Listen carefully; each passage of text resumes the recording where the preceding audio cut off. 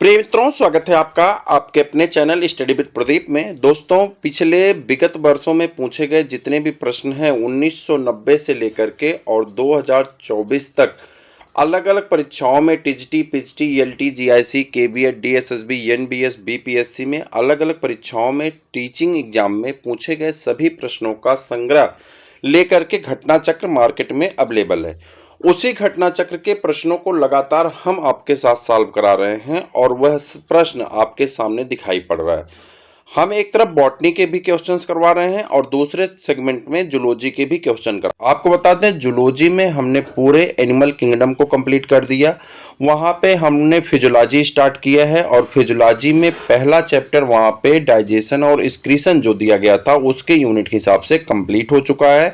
Respiration और circulation का video आज आपका अपलोड होगा। वहीं पे अगर हम बॉटनी की बात करें तो बॉटनी में प्लांट किंगडम का पूरे सभी डिवीजन कंप्लीट हो गए हैं। उसके बाद मार्फोलॉजी या फ्लावरिंग प्लांट यानी एंजियोस्पर्म की मार्फोलॉजी आपकी कंप्लीट हो चुकी है। प्रैक्टिस पेपर में हम लोग कहाँ आ गए? एनाटॉमी में आ गए। एनाटॉमी 2 पार्ट में आपका कंप्लीट हो जाएगा। कुल 84 क्वेश्चन आपके दिए गए हैं विगत वर्षों के। ये 84 क्वेश्चन आपके 2 पार्ट में कंप्लीट हो जाएंगे। उसके बाद प्लांट फिजियोलॉजी आपकी स्टार्ट हो जाएगी और उधर जो है तब तक आपका आगे इस क्रम से लगातार हम लोग आगे बढ़ते रहेंगे। टोटल क्वेश्चन हो जाएंगे। आपको बता दें, सभी प्रश्नों के कंप्लीट होने के बाद एक एक साथ लगभग 2-2, 300 प्रश्नों का एक संग्रह मास्टर वीडियो के रूप में भी आपके पास आने वाला है, जिसका रिवीजन आप आसानी से कर सकते हैं। आपके लिए बेहतरीन होने वाला है। तो चलिए आज स्टार्ट करते हैं कि जो है आंतरिक संरचना यानी एनाटॉमी से, प्लांट एनाटॉमी से रिलेटेड कुछ महत्वपूर्ण प्रश्नों पे जो विगत वर्षों में पूछे गए हैं और भरोसा रखिए आने वाले दिनों में भी पूछे जाएंगे। तो पहला प्रश्न आपके स्क्रीन पे कुछ इस प्रकार से है और मैं उम्मीद करूंगा कि आसान सा प्रश्न है। इसका उत्तर तो आ ही जाना चाहिए। बीपीएससी में पूछा गया प्रश्न है 2000 कितने 15 में 13 में 2023 में पूछा गया प्रश्न है। ठीक है, 2023 में पूछा गया प्रश्न है। प्रश्न है प्रोटोडर्म और प्रोकैम्बियम यानी प्रोटोडर्म और प्रोकैम्बियम शब्द किसके द्वारा गढ़े गए यानी किसने दिया है, किसके द्वारा? ये हैबरलैंड है और ये एनसीईआरटी में भी जब मैं आपको पढ़ा रहा था तो हालांकि एनसीईआरटी में दिया नहीं है लेकिन मैंने वहां पे आपको बताया था हैबरलैंड ने, चूंकि ये प्रश्न आया था और मैंने वहां पे एनसीईआरटी पढ़ाते वक्त मैंने मेंशन भी कराया था कि बीपीएससी में ये प्रश्न आपके सामने पूछे गए। देखिए, the term protoderm and procambium were coined by the, तो हैबरलैंड, तो आपका ये देखिए हैबरलैंड है और ये आपका सही आंसर है। बिहार टीचर में पूछा गया प्रश्न है, पीजीटी में पूछा गया है। ठीक है, वनस्पति विज्ञान पीजीटी में पूछा गया प्रश्न है। आगे आ जाते हैं। प्रोटोडर्म और प्रोकैम्बियम शब्द ऑस्ट्रेलियाई वनस्पति शास्त्री हैबरलैंड द्वारा गढ़े गए थे। प्रोटोडर्म एपिडर्मल टिश्यू यानी जो एपिडर्मल ऊतक होते हैं से विकसित होता है और प्रोकैम्बियम संवहनी ऊतक यानी वास्कुलर बंडल टिश्यू या वास्कुलर टिश्यू में विकसित होते हैं। एक द्विबीजपत्री तने में वास्कुलर बंडल निम्न में से बने होते हैं। वास्कुलर बंडल जो है द्विबीजपत्री पौधे में किसके बने होते हैं? आपको बताना है किसके बने होते हैं द्विबीजपत्री पौधे में। देखिए, द्विबीजपत्री पौधे में ये जाइलम होगा और फ्लोएम के अरेंजमेंट को ही हम लोग क्या कहते हैं? वास्कुलर बंडल कहते हैं। लेकिन द्विबीजपत्री पौधे में कैम्बियम भी पाया जाता है, उसीलिए प्रश्न आपसे पूछा गया। तो कैम्बियम हो गया, जाइलम हो गया, फ्लोएम हो गया। ठीक है, या इसी को दारू और ये जाइलम फ्लोएम यहाँ पे देखिए नीचे दिया गया सही, जाइलम हो गया, फ्लोएम हो गया, कैम्बियम हो गया। तो ये ऑल ऑफ दीज आपका सही आंसर हो जाएगा, क्योंकि द्विबीजपत्री पौधे में जाइलम फ्लोएम के साथ साथ कैम्बियम भी पाया जाता है। ऑप्शन डी आपका करेक्ट आंसर है। आगे बढ़ जाते हैं और इसकी व्याख्या यहाँ पे आपको दी गई है कि एक द्विबीजपत्री तने में वास्कुलर बंडल में जाइलम या कास्ट, पोस्वाह या फ्लोएम या बास्ट तथा कैम्बियम उपस्थित होते हैं। इनके संवहन बंडल संयुक्त यानी कंजॉइंट टाइप के, बही फ्लोएमी कोलेट्रल टाइप के या ओपन खुले तथा घिरे प्रकार के होते हैं।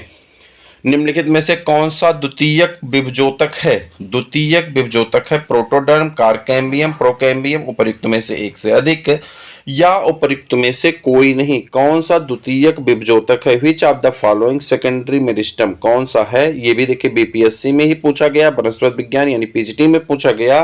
तो कारकैम्बियम होता है। द्वितीयक विभजोतक यानी सेकेंडरी मेरिस्टम के उदाहरण हैं cork cambium, interfascicular cambium, vascular cambium. इनका विकास पौधे के में एक समय के बाद होता है। प्रारंभ में यह नहीं होता है। प्रोटोडर्म और प्रोकैम्बियम प्राथमिक विभजोतक ऊतक होते हैं। इनमें क्रमशः जड़ों में एपिब्लेम तथा वास्कुलर ऊतकों का विकास होता है। निम्नलिखित में से किसमें फ्लोएम एवं जाइलम के बीच कैम्बियम उपस्थित होती है? फ्लोएम और जाइलम के बीच में कैम्बियम का उपस्थित होना ये द्विबीजपत्री, अच्छा यहाँ पे तना बीज, द्विबीजपत्री तने का ही लक्षण होगा। यहाँ पे द्विबीजपत्री तना है तो द्विबीजपत्री तने का ही लक्षण होगा। सही आंसर है, राजस्थान में पूछा गया है लेक्चरर में। द्विबीजपत्री पौधों के तनों और जड़ों में दोनों में, द्विबीजपत्री पौधों के तने और जड़ों में दोनों में अनावृत बीजियों में फ्लोएम और जाइलम के मध्य कैम्बियम पाया जाता है, जिसके कारण इसमें द्वितीयक वृद्धि संभव होती है।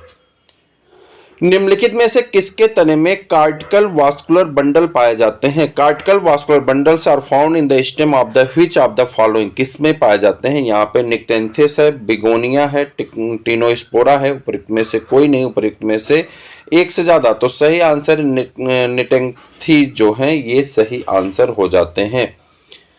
कार्टिकल वास्कुलर बंडल, कार्टिकल वास्कुलर बंडल एक संवहनी प्रणाली है जो जल और खनिज के परिवहन में सहायक होता है।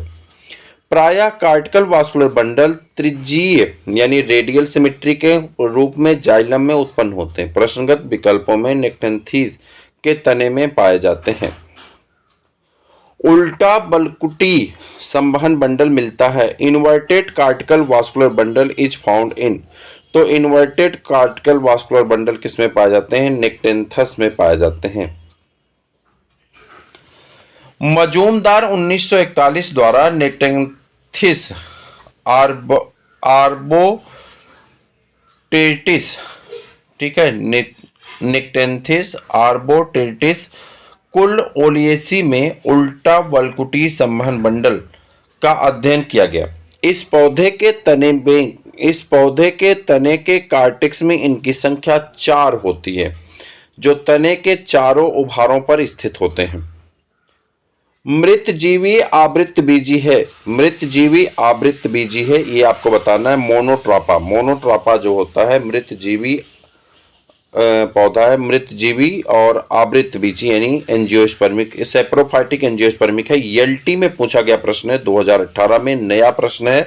इस तरह का प्रश्न बहुत जल्दी नहीं पूछा जाता, लेकिन पूछा गया एलटी में। मोनोट्रोपा में क्लोरोफिल का अभाव होता है, जिससे यह अपना भोजन बनाने में असमर्थ होता है। यह मृतोपजीवी आवृत्तबीजी पौधा है। इसकी जड़ प्रणाली भूमि में उपस्थित कार्बनिक मृत पदार्थों से आवश्यक पोषक पदार्थों का अवशोषण करती है। पर्णमध्योतक अभिन्नित होता है, पर्णमध्योतक अभिन्नित होता है, यानी mesophylls are not differentiated in, mesophyll किस में डिफरेंशिएट नहीं होता है? ग्रासेस में यानी मोनोकाट में। जूट के रेशे एक मृदु तत्व, अच्छा सॉरी एक सेकेंड, घास ग्रेमनी कुल का एक बीजपत्री पादप है, जिनकी पत्तियां समद्विपार्श्विक होती हैं। इन पत्तियों में सूर्य का प्रकाश दोनों तरफ समान रूप से मिलता है, क्योंकि यह सीधी अवस्था में उगती हैं। आंतरिक संरचना में इन पत्तियों को पर्णमध्योतक खंभ पॉलिसेड स्पंजी ऊतकों से भिन्नित नहीं होते। इनकी कोशिकाएं समव्यासी आइसोडायमेट्रिक होती हैं और परस्पर सटी रहती हैं। इस कारण इस ऊतक में अंतराकोश की स्थान कम और आकार में छोटे होते हैं। ऊपरी अधिचर में मोटर कोशिकाएं प्रेरक कोशिकाएं पाई जाती हैं। ऊपरी अधिचर में मोटर कोशिकाएं प्रेरक कोशिकाएं पाई जाती हैं। Motor cell are found in the upper epidermis of, तो ये हो जाएगा मेज लीफ, मक्का की पत्ती में मोटर जो है motor cell are found in the upper epidermis, upper epidermis में मोटर सेल मक्का की पत्तियों में पाई जाती हैं। मोटर कोशिकाएं, जिससे बुलफॉर्म कोशिकाएं भी कहा जाता है, विशाल बुलबुले के आकार की एपिडर्मल कोशिकाएं होती हैं, जो कई मोनोकाट में समूह में मक्का की पत्तियों में पत्तियों की सतहों पर पाई जाती हैं। ये बड़ी, सफेद और रंगहीन कोशिकाएं होती हैं। यह वाष्पोत्सर्जन की प्रक्रिया को नियंत्रित करती हैं। यह वाष्पोत्सर्जन की प्रक्रिया को क्या करती हैं? नियंत्रित करती हैं। किस कुल में मेरोसिन ग्रंथियां पाई जाती हैं? किस कुल में मेरोसिन ग्रंथियां पाई जाती हैं? तो ब्रेसिकेसी कुल में मेरोसिन ग्रंथियां पाई जाती हैं। ब्रेसिकेसी कुल में मेरोसिन ग्रंथियां पाई जाती हैं। मेरोसिन ग्रंथियां ब्रेसिकेसी परिवार के सदस्यों में पाई जाती हैं। इनमें मेरोसिन नामक पदार्थ निकलता है जो कैंसर रोधी, जीवाणु रोधी, एंटीऑक्सीडेंट एवं प्रदाह रोधी होता है। इसमें घाव भरने की क्षमता होती है। पौधे के किस भाग से जूट के रेशे प्राप्त होते हैं? पौधे के किस भाग से जूट के रेशे प्राप्त होते हैं? तने से। पौधे के किस भाग से जूट के रेशे प्राप्त होते हैं? तने से जूट के रेशे प्राप्त होते हैं। जूट के रेशे एक मृदु अथवा वास्ट फाइबर होते हैं। ये कारकोरस कैप्सुलेरिस तथा कारकोरस ओलिटोरियस के तने से प्राप्त होते हैं। कारकोरस कैप्सुलेरिस तथा कारकोरस ओलिटोरियस ठीक के तने से प्राप्त होते हैं। यह एक प्रमुख बोरा वस्त्र यानी बैगिंग मटेरियल है। इसका उपयोग पर्दे, कालीन, कंबल, रस्सा या घटिया किस्म के कपड़े बनाने में किया जाता है। बास्ट फाइबर प्राप्त होते हैं। Bast fibre are obtained from the. तो बास्ट फाइबर कहाँ से? कारकोरस से प्राप्त होते हैं। कहाँ से? कारकोरस से। अभी ऊपर हम लोग व्याख्या कर रहे थे। जाइलम किस इनमें बना होता है? जाइलम इनसे बना होता, किससे मिलकर के जाइलम बना होता? तो जाइलम में जाइलम ट्रैकीड होता है, जाइलम बेसल्स होते हैं, जाइलम फाइबर होते हैं, जाइलम पैरेन्काइमा होता है। जाइलम के ये तीनों के साथ साथ जाइलम पैरेन्काइमा भी पाया जाएगा। तो ये उपर्युक्त सभी आंसर आपके सही हैं। जाइलम मुख्यतः 4 प्रकार की कोशिकाओं से मिलकर के बने होते हैं: ट्रैकीड, फाइबर, वेसल्स और पैरेन्काइमा। जाइलम को हेड्रोम भी कहा जाता है। जाइलम को हेड्रोम भी कहा जाता है। हेड्रोम कहा जाता है तथा यह जल एवं घुलनशील खनिज पदार्थों के संवहन का कार्य करता है।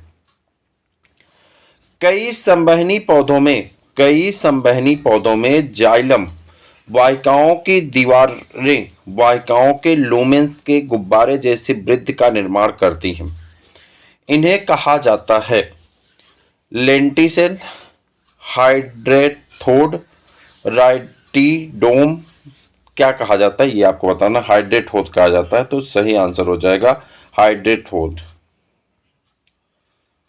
तो यहां पे आ गया ऑप्शन नंबर ई। अच्छा, कई संवहन पौधों में जाइलम वाहिकाओं में गुब्बारे के समान अपवृद्धियां बनती हैं जिन्हें टाइलोलेज कहा जाता है। माफ करिएगा, जिन्हें टाइलोलेज कहा जाता है। ये पूर्ण विकसित टाइलोलेज में मंड, एफट, रेजिन, गोंद, अन्य पदार्थ प्राप्त होते हैं। प्रशांत केंद्र कहाँ स्थित होता है? प्रशांत केंद्र मूल शीर्ष में स्थित होता है। प्रशांत केंद्र कहाँ स्थित होता है? मूल केंद्र में स्थित होता है। प्रशांत केंद्र मूल शीर्ष में पाया जाता है। यह वह भाग होता है जहां पर कोशिकाएं सामान्यतः निष्क्रिय विभाजन की अवस्था में होती हैं। इनमें तभी विभाजन होता है जब सक्रिय मेरिस्टम नष्ट हो जाते हैं तथा चोटिल हो जाती हैं। इस केंद्र की कोशिकाओं में डीएनए, आरएनए तथा प्रोटीन अल्प मात्रा में होते हैं। वाहिका वाहिनिका से भिन्न होती है। वाहिका वाहिनिका से भिन्न होती है। Vessels differ from tracheids. जीवित रहने में, एक ही कोशिका से उत्पन्न होने में, अनुलंब कोशिका पंक्ति रखने में जिसमें पास की भित्ति घुल जाती है क्योंकि यह जल संवहन करती है। Vessels differ from the tracheids. तो आप कहेंगे in having vertical row of cell with cross wall dissolved. तो सही ऑप्शन हो जाएगा ऑप्शन नंबर सी। वाहिका तथा वाहिनिका जाइलम के घटक होते हैं। दोनों ही घटकों में परस्पर परिपक्व होने पर प्रोटोप्लाज्म का अभाव होता है, अर्थात ये मृत होती हैं। दोनों ही जल संवहन का कार्य करती हैं। वाहिका की कोशिकाएं एक अनुलंब पंक्ति में होती तथा ऊपर नीचे कोशिकाओं के बीच में भित्ति घुली होती है। रस काष्ठ होता है। रसकास्ट होता है किसमें? Sapwood outer part of the secondary xylem, outer part of the secondary xylem.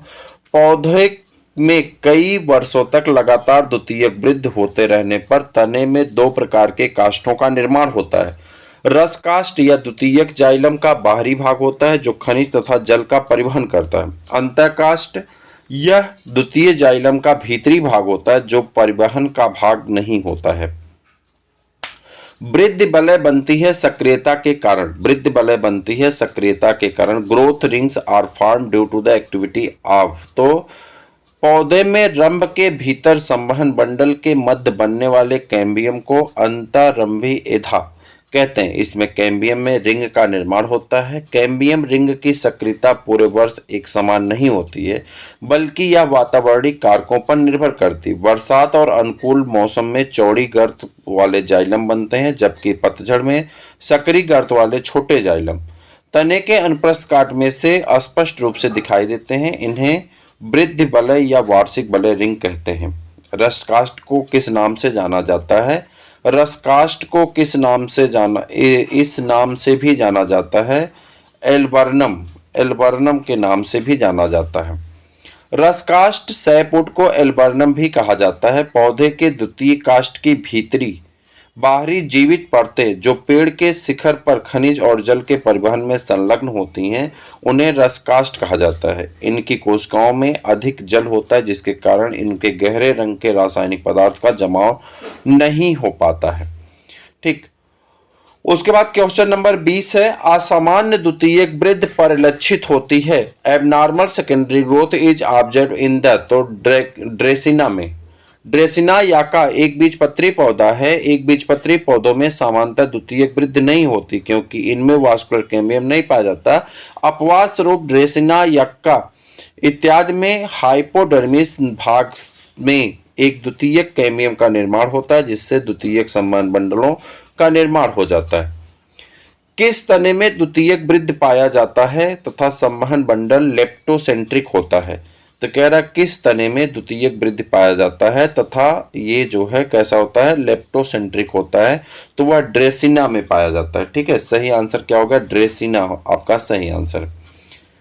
संबंधित प्रश्न के सही विकल्पों दिए गए हैं। पादप एक बीजपत्री हैं। एक बीजपत्री पादपों में कैम्बियम के अनुपस्थिति के कारण द्वितीयक वृद्धि नहीं होती, परंतु ड्रेसिना या एक्का दोनों एक बीजपत्री में कैम्बियम की उपस्थिति के कारण द्वितीयक वृद्धि होती है। साथ ही इनमें लेप्टोसेंट्रिक तथा एम्फीवेसल संवहन मंडल फ्लोएम जाइलम पाया जाता है। जड़ों में पेरिसाइकिल किसके लिए उत्तरदायी है? जड़ों में पेरिसाइकिल पार्श्व जड़ों के लिए यांत्रिक सहायता प्रदान करने के लिए, बलकुट में संवहनी बंडल के लिए, उपयुक्त में से कोई नहीं, उपयुक्त में से एक से ज्यादा। तो सही है फॉर्मेशन ऑफ लेटरल रूट। तो ये था आज का एक महत्वपूर्ण प्रश्न। क्वेश्चन नंबर 23 से हम लोग फिर डिस्कस करना शुरू करेंगे और 23 से लेकर के हम लोग आगे की दिशा में बढ़ेंगे। आज के लिए इतना ही, फिर मिलते हैं किसी और वीडियो में, तब तक के लिए इजाजत दीजिए। जय हिंद।